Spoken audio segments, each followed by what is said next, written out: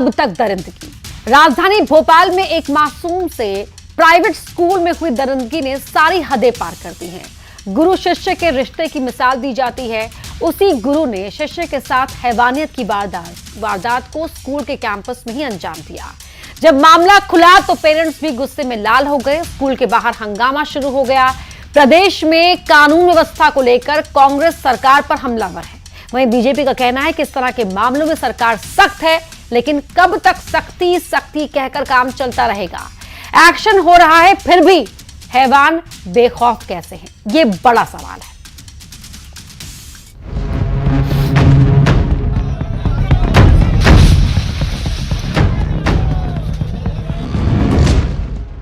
दिमाग में गंदगी, मासूम से फिर दरिंदगी। बीच रास्ते में उस इंसान को फांसी होनी चाहिए सारे पेरेंट्स के सामने। अभिभावकों में गुस्सा, स्कूल के बाहर हंगामा। प्रिंसिपल बोलने को तैयार नहीं है, कुछ रिस्पॉन्सिबिलिटी नहीं ले रही है अपनी। प्रिंसिपल बाहर आके जवाब नहीं दे रही है, आके कुछ रिस्पॉन्स तो दे। सबसे पहले तो स्कूल को बंद कर दिया गया, सील कर दिया गया है, और दूसरा मान्यता रद्द करने के लिए प्रस्ताव ऊपर भेज दिया गया है। सुरक्षा का सवाल, कानून व्यवस्था बदहाल। और मैंने कठोर कार्रवाई के निर्देश जारी किए हैं और चीफ सेक्रेटरी से कहा कि वो हमारे चीफ जस्टिस के साथ मिलकर के जल्द से जल्द इस प्रकरण को स्पेशल कोर्ट गठित करते हुए इसका निराकरण कराने का प्रयास करें। जांच की बात, शुरू हुई सियासत। मैं समझता हूं कि अब तो जनता जागेगी तभी बात करें।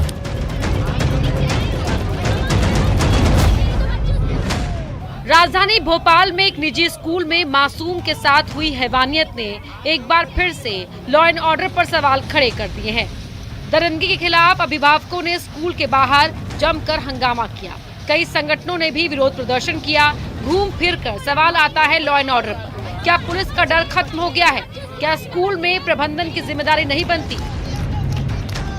ऐसे कई सवाल हैं, इसी पर करेंगे आज महा डिबेट।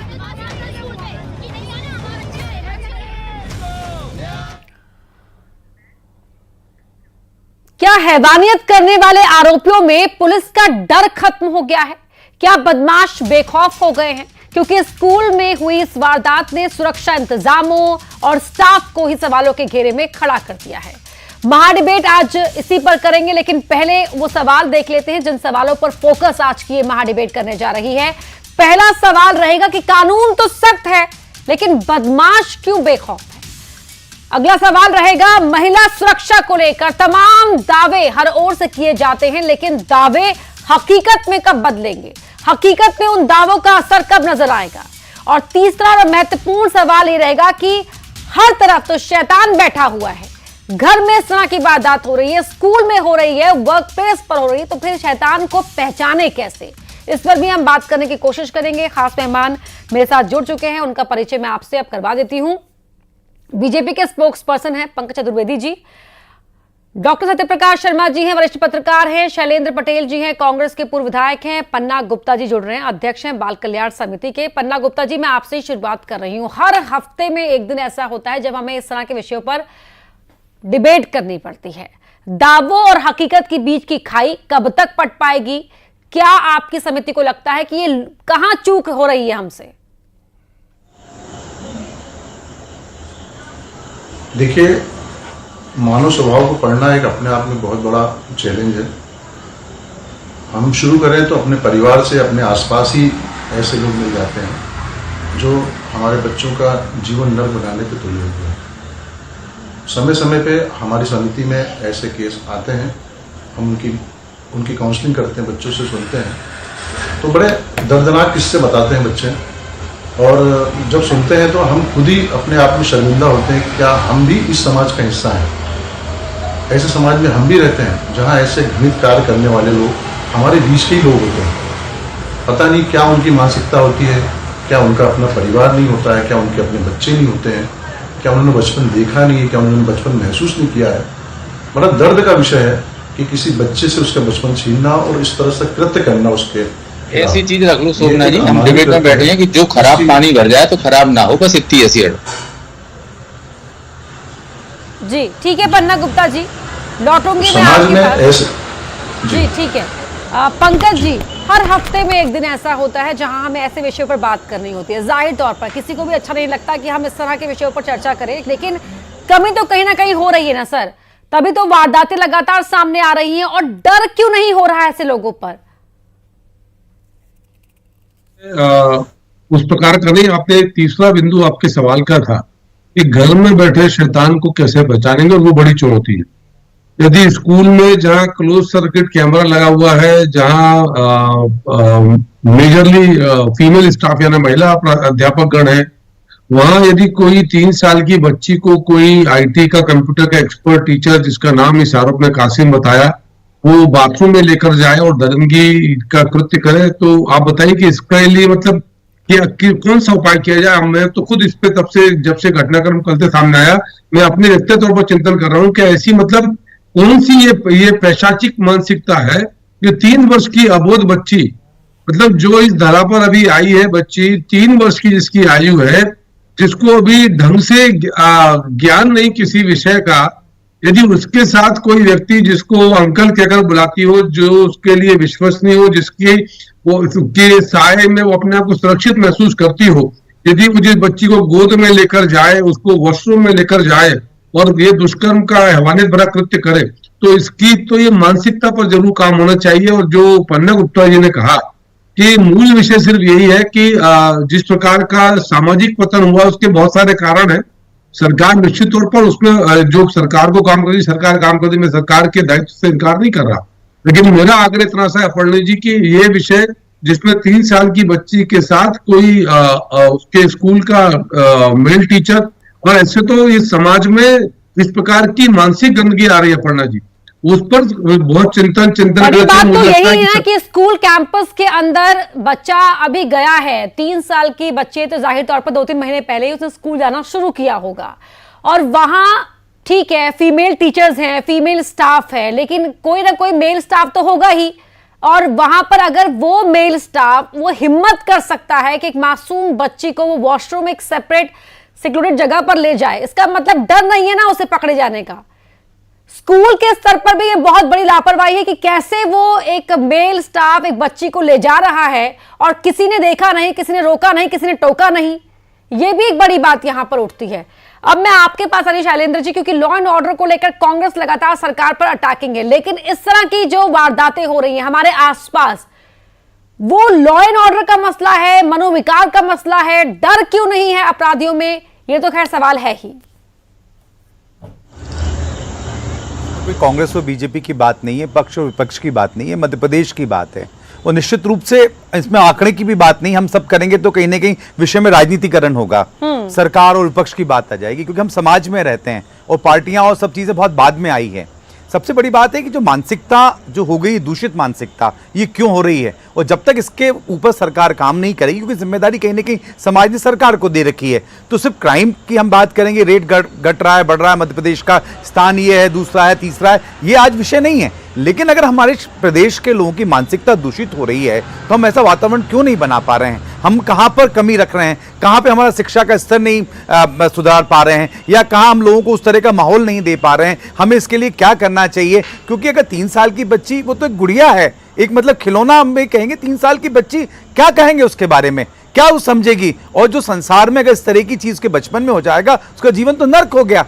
तो कहीं ना कहीं समाज की जिम्मेदारी होती है, हम सबकी जिम्मेदारी होती है, और हम सब कहीं ना कहीं इस चीज को लेकर आज दुखी हैं, व्यथित हैं, क्योंकि कहीं ना कहीं हम सब भी माँ बाप हैं, मेरी खुद की बेटियां हैं। अब सब इस तरह की जब बातें होंगी तो एक डर का मामला सभी पेरेंट्स के ऊपर आता है, पूरा प्रदेश उससे कांपा हुआ है। और इसके लिए जो क्राइम कंट्रोल की तो अपनी जगह है, क्राइम कंट्रोल गृह मंत्री, मुख्यमंत्री जी हैं, किस तरीके से उसको सुधार लाएं, वो अपनी जगह है, लेकिन हम इसे किस तरीके से शिक्षा का स्तर बढ़ाएं, किस तरीके से लोगों को उस तरीके से प्रेरित करें, कहीं अगर दूषित मानसिकता आ रही तो अच्छी जगह उसको कैसे लेकर आए। पहले भारतीय जनता पार्टी की इसी सरकार ने हैप्पीनेस इंडेक्स की बात करी थी। कैसे करें आप कई बार कुछ लोग ये सवाल उठाते हैं कि भाई जो पढ़ लिख नहीं पाए वो इस तरह की हरकतें कर देते हैं, लेकिन जो आईटी एक्सपर्ट है, स्कूल कैंपस में हर वक्त ही बच्चों से घिरा रहता है, वो मासूमियत को देख रहा है अपने आंखों से, उसके बावजूद उसके अंदर दरिंदा कोई छिपकर बैठा हुआ है, उसकी पहचान कैसे की जाएगी?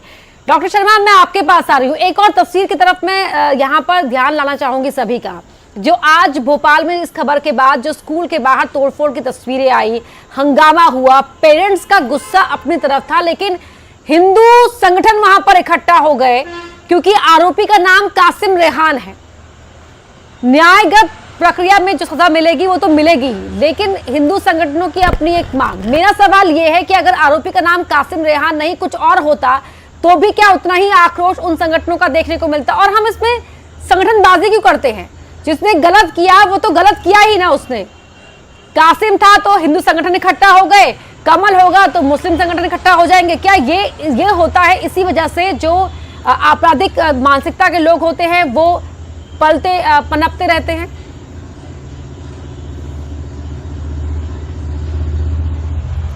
ये मुद्दा सामाजिक बुराई का है। ये समाज में घुल क्या रहा है? 3 साल की बच्ची, वो भी स्कूल के अंदर, वो भी एक शिक्षक के द्वारा। इस कृत्य की जितनी भर्त्सना की जाए उतनी कम है। इसने पूरे प्रदेश के अगर जिसको पता लगा होगा, जो मानव होगा, उसका दिल दहल गया होगा। लेकिन एक चीज जरूर है, देखिए आप, ये जो क्राइम कंट्रोल की बात यहां चली है, तो ये यथार्थ कहना पड़ेगा। अगर हम क्राइम को पढ़ते हैं तो पाते हैं कि जो ऑर्गेनाइज क्राइम होते हैं उन पर कंट्रोल सरकार के द्वारा किया जा सकता है। लेकिन ये जो क्राइम्स हैं, ये क्राइम सरकार के कंट्रोल में एक्ट के द्वारा तो किए जा सकते हैं, यानी कि आप जब पकड़ में आ जाए तो उस पर बड़ी कार्रवाई कर दो, एक ऐसा दलील पेश कर दो कि दूसरा इस कृत्य को कभी कर ना पाए। ये तो सरकार के हाथ की बात हुई। लेकिन सरकार को पैरेलली मैं मानता हूं कि कठोर कानून के साथ साथ एक सामाजिक सुधार की तरफ, कि लोगों की मानसिकता आखिर ऐसी हो क्यों रही है, ये इतना घृणित कार्य करने की कैसे हिम्मत लोगों में जाग रही है, लोगों का कितना पतन हो रहा है। देखिए, ये किसी मुस्लिम के द्वारा हो, किसी हिंदू के द्वारा हो, सिख के द्वारा हो, ईसाई के द्वारा हो, बात ये नहीं है। बात ये है कि उस इंसान, उसको इंसान भी कहना मुझे तो यहां बुरा लग रहा है, बिल्कुल, कि ये ऐसे के द्वारा ये जो कृत्य किया गया है, इस पर कठोरतम कार्रवाई सरकार को अभी आगे ऐसी घटनाएं घटित ना हो कर देनी चाहिए। मेरा तो यह मानना है। लेकिन एक सामाजिक सुधार की तरफ लोगों में बचपन से ही स्कूल लेवल पर, जैसे हमारा धर्म है, देखिए आप जानती हैं पर्णा जी कि धर्म क्या करता है, हमको बांधता है। ये धर्म की शिक्षा कहां जा रही है?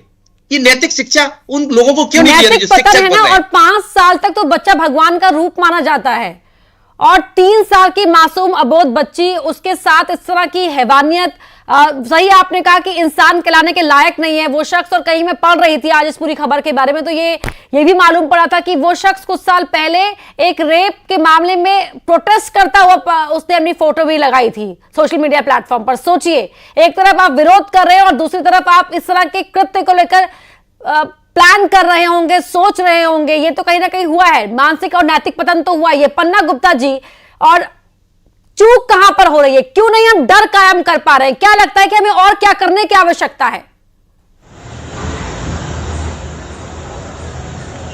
देखिए, कानून में अपनी व्यवस्था है। जितने जो भी अपराधी होते हैं उन्हें कानून के हिसाब से दंड मिलता है और मिलता रहेगा, हमेशा रहेगा। पर डर का विषय जो है, डर तो बिल्कुल समाज में जैसे खत्म ही हो गया है। आज कानून को हाथ में लेने के लिए लोग देखते हैं कि उत्साहित, उनको भय तो है ही नहीं कि कानून हमें क्या करेगा, कानून हमारा क्या बिगाड़ लेगा।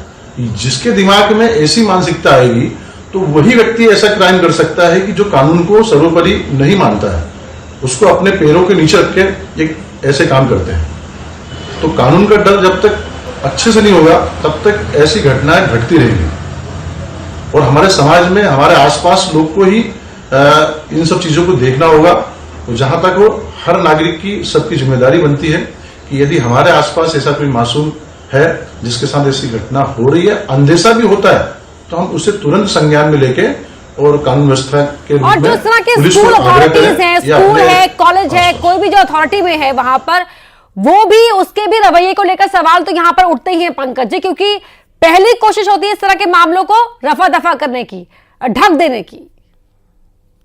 ये तो बहुत गलत बात है। रफा दफा करना मतलब क्या है? वो खुद अपने बच्चों के साथ ऐसा कृत्य होता है तो क्या रफा दफा करते क्या? क्या वो पीड़ा उनके खुद के परिवार को होती, बीतती, तो क्या रफा दफा करते क्या? ये तो बहुत गलत धारणा है ठीक है। स्कूल प्रबंधन की, चाहे जहां भी ऐसा कृत्य होता है तो वहां की धारणा बहुत गलत है कि रफा दफा करने का तो मामला है नहीं है, उसे तो कानूनी रूप से उसे दंडित किया जाना चाहिए। जी पंकज जी। जी देखिए, मेरा आग्रह बहुत स्पष्ट है, जिसको सत्यप्रकाश जी ने भी कहा कि कानून की तमाम धाराओं के बाद भी यदि स्कूल के भीतर कोई टीचर के वेश में अपनी विकृत मानसिकता का व्यक्ति 3 साल की बच्ची के साथ ऐसा पैशाचिक कृत्य करने का सोचे और करे, तो उसके लिए सामाजिक चेतना की आवश्यकता। और निश्चित तौर पर जैसी घटनाएं घट रही, पर सरकार ने बहुत प्रयास किए, बहुत सारे जो पूर्ण कंटेंट थे, अश्लील कंटेंट थे, उनके ऊपर सरकार ने अलग अलग माध्यम से रोक लगाई। पर आज भी ऐसा लगता है कि जिस प्रकार मोबाइल की दुनिया में बहुत सारी गंदगी अभी भी उपलब्ध है, यहां से नहीं तो वहां से कोशिश होती है। मुझे लगता है कि और प्रयास की आवश्यकता, पर समयकाल परिस्थिति के आधार पर बहुत सारी चीजों को लेकर सरकार काम करती है। संभवतः इस दिशा में भी विशेषज्ञों से बातचीत जरूर करेंगे कि कैसे उस मानसिकता पर प्रहार किया जाए, जो मानसिकता 3 साल की मासूम बच्ची के साथ दुष्कर्म का भाव भी जागृत करती है। और कैसे आप, जो आपने बात बिल्कुल ठीक है पढ़ना की, अभी तो उसने शायद एडमिशन लिया हो, 3 साल की एज पर एडमिशन होता है, वो ढंग से शब्द जिसको ज्ञान नहीं होगा, उसके साथ यदि कोई इस प्रकार का घटिया और नीच कृत्य करता है तो मुझे तो उस मानसिकता पर तरस आता है। और विषय हिंदू मुसलमान का, भाजपा कांग्रेस का नहीं है। निश्चित तौर पर पीड़ा हुई तो जो संगठन के लोग पहुंचे वो अपनी, उनकी आपत्ति अपनी जगह है, किसी को पीड़ा हो सकती है, पर बच्ची कोई भी हो, बच्ची तो बच्ची, चाहे उसका धर्म हिंदू हो, मुसलमान हो, कोई और धर्म हो, इस भारत की बच्ची, इस मध्यप्रदेश की बच्ची है, इसकी सुरक्षा हमारा अधिकार है, हमारा धर्म। बड़ी बात तो उसी मानसिकता की है ना पंकज सर। मेरा भी जो कंसर्न है वो मानसिकता को लेकर है कि अगर स्कूल कैंपस में हम अपने बच्चे को भेज रहे हैं, वो वहां पर सेफ नहीं है, और सिर्फ फीमेल स्टाफ कहीं कर देने से बच्चे की सिक्योरिटी, सेफ्टी श्योर नहीं हो जाती ना।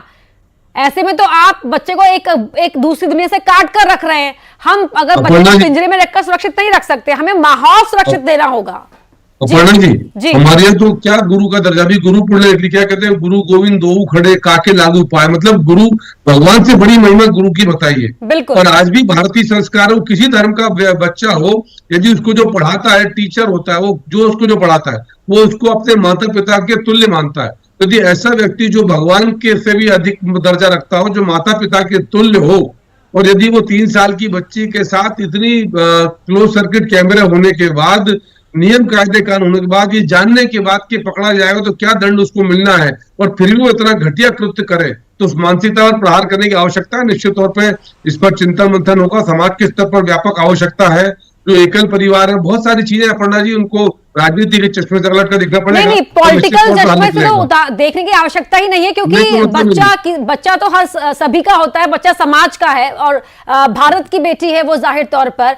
मैं यहाँ पर इसीलिए इस मुद्दे पर बातचीत करना चाह रही हूँ क्योंकि एक IT एक्सपर्ट, उसके पास तो एक्सेस था, जाहिर तौर पर वो टेक्निकलिटीज को जानता था, यानी कि वो पूरी प्री प्लानिंग कर रहा होगा कि कैसे अगर उस वारदात होती है, फुटेज को डिलीट करना है या कुछ और तरीके से इस्तेमाल करना है।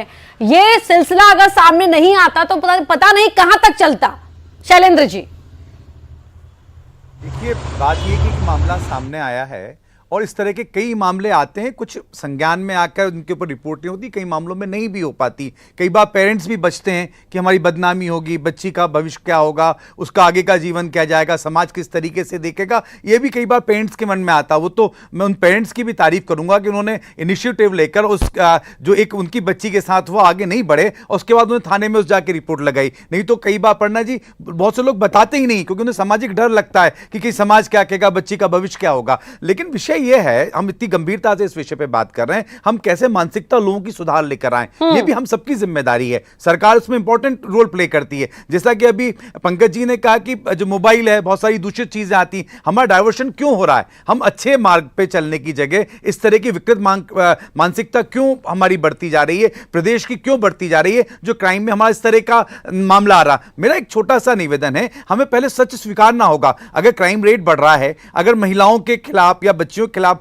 मध्य प्रदेश में क्राइम बढ़ रहा है, तो हमें इसको स्वीकारें, डिबेट उस तरह की करें, पुलिसिंग में उस तरह की बात करें, क्या सुधार लाया जा सकता है, कहां से हमें लेके आना है, स्कूल शिक्षा से लेकर सामाजिक और नैतिक शिक्षा की बात, धर्म से हम कैसे जोड़ें, ये तमाम पहलू उसके अंदर आएंगे जब जाके इस तरह के ये रुकेंगे। और एक अपनी बात एक और भी है, हम उसको इस तरीके से कह सकते हैं कि जो भी अपराधी है अगर उनमें खौफ नहीं होगा, एक एग्जाम्पल सेट नहीं होंगे, जब तक वो निश्चिंत रहेंगे, क्या होगा ये भावना जब तक नहीं आएगी, हमें इस तरह के जिनको पनिशमेंट मिलता है निश्चित रूप से हम कानून के दायरे में रहकर उनके खिलाफ जो दी गई सजा है नजीर पेश करनी होगी, नजीर नहीं करेंगे जी तो बिल्कुल लोगों को नहीं आएगा और वो लगातार वो सोचेंगे क्या होगा हमारा, एक डर का जो माहौल होना चाहिए। डॉक्टर शर्मा, ये जो है ना एटीट्यूड की भाई जेल के अंदर जाएंगे भी तो छूट जाएंगे, क्या वाकई ये समय की मांग है और हमारे बच्चों की सुरक्षा की मांग है कि हम अब नजीर पेश करें सजा को? जी एक चीज है, जब ऐसे गंभीर मामले आते हैं तो एक इन मामलों पर एक एक्शन रिसर्च होना चाहिए। पहले कानून अपना काम करे और फास्ट ट्रैक की व्यवस्था इसीलिए बनाई गई है, लेकिन वो वास्तव में फास्ट ट्रैक कोर्ट होने चाहिए।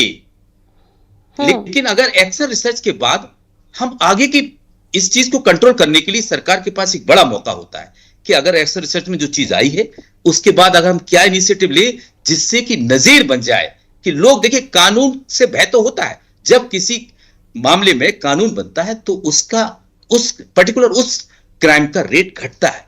लेकिन मध्य प्रदेश तो देश का वो राज्य है जिसने शायद मासूम बच्चियों के खिलाफ के मामले में सबसे कठोर कानून फांसी की सजा बनाई, तो ऐसे में उसका क्या प्रभाव पड़ा? बिल्कुल, सबसे कठोरतम सजा का कानून और उसके बावजूद भी मामलों में कोई गिरावट नहीं, अपराधियों में कोई खौफ नहीं। वाकई चिंतन करना होगा, सोचना होगा, क्योंकि अगर हमें अपनी बेटियों को, बच्चों को सुरक्षित माहौल देना है तो एमपी की महाडिबेट के लिए आप सभी का ही बहुत बहुत शुक्रिया समय देने के लिए। और ये विषय राजनीति करने का नहीं है, ये विषय सबके सोचने का है, सवाल उठाने का है, क्योंकि बच्चियां सभी की होती हैं, सबकी बच्चों की सुरक्षा का सवाल है। खबरें लगातार जारी हैं, आप जुड़े रहिएगा।